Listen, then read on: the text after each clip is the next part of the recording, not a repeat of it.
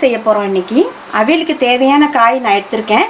அதை நான் வந்து மஞ்சள் பூசணிக்காய், கேரட்டு, பட்டாணி, சௌச்சௌ, அப்புறம் வாழைக்காய், அவரைக்காய் இதெல்லாம் எடுத்திருக்கேங்க. உங்களுக்கு என்ன காய் விருப்பமோ அந்த காயை எடுத்துக்கலாம் நீங்கள். அப்புறம் தயிர் ஒரு கப் எடுத்துக்கணுங்க.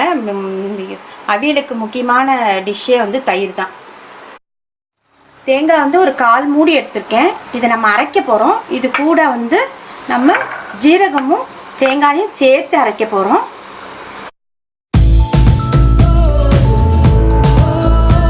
நான் இப்போ எண்ணெய் எதுவும் ஊற்றலை, காய் மட்டும் போட்டு வேக வைக்க போகிறேன்.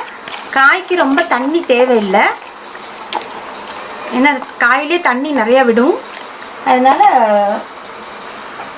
நான் ஒரு கொஞ்சமாக தண்ணி விடுறேன், அவ்வளோதான். ஒரு 1/4 டம்ளர் தண்ணி தான் விட்டுருக்கேன். இப்போ இதில் மஞ்சத்தூள் எதுவும் போடல. சில பேர் மஞ்சத்தூள் போட்டுப்பாங்க, நான் நார்மலாக அவியலுக்கு மஞ்சத்தூள் போட மாட்டாங்க. அதனால் நான் இதை அப்படியே வேக வைக்க போகிறேன். லைட்டாக கொஞ்சமாக உப்பு மட்டும் சேர்த்துட்டு, காய்க்கு தேவையான கொஞ்சம் உப்பு மட்டும் சேர்த்துட்டு நான் இதை அப்படியே மூடி போட்டு மூடிடுவேன்.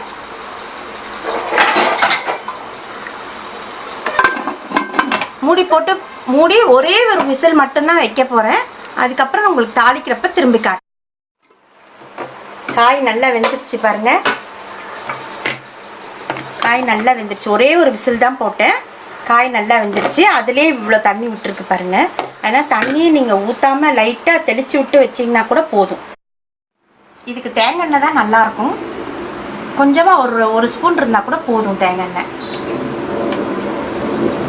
தாளிப்பு எதுவுமே இதுக்கு கிடையாதுங்க. வெறுமனே தேங்காய் எண்ணெய் போட்டுட்டு கருவேப்பிலை போட்டு தாளித்து அதில் கொட்ட போகிறோம், அவ்வளோதான். கருவேப்பிலை போட்டுக்கிறேன்.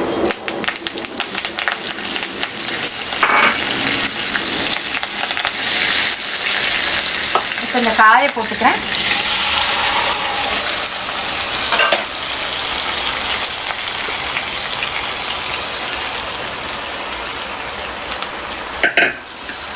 காய் போட்டுட்டு இப்போ இதில் தேங்காய், பச்சை மிளகாய், ஜீரகம் 3த்தையும் ஒன்றா சேர்த்து அரைச்சி வச்சுருக்கேன். அந்த விழுதை இதில் போட்டுக்கிறோம்.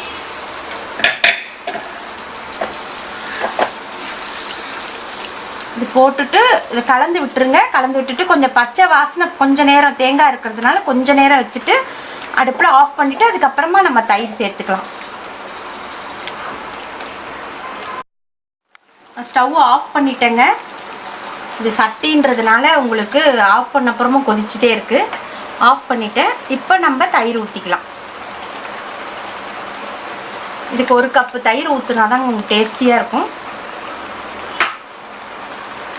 அவ்வளோதாங்க, அவியல் ரெடி. பாருங்க, அதுவே நம்ம தண்ணி ஊற்றாதப்பயே எவ்வளோ தண்ணி வந்துருச்சு.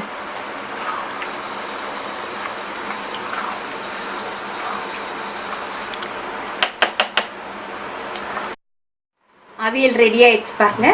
ரொம்ப டேஸ்டியான ஒரு டிஷ்ஷு இது. நீங்கள் அடைக்கி அவியல் வச்சு சாப்பிட்டா ரொம்ப மேட்சிங்காக இருக்கும். சாதத்துக்குன்னா எதுனா புளிக்குழம்போட சேர்த்து சாப்பிட்லாம். ரொம்ப டேஸ்டியாக இருக்கும். ட்ரை பண்ணி பாருங்கள். தேங்க்யூ.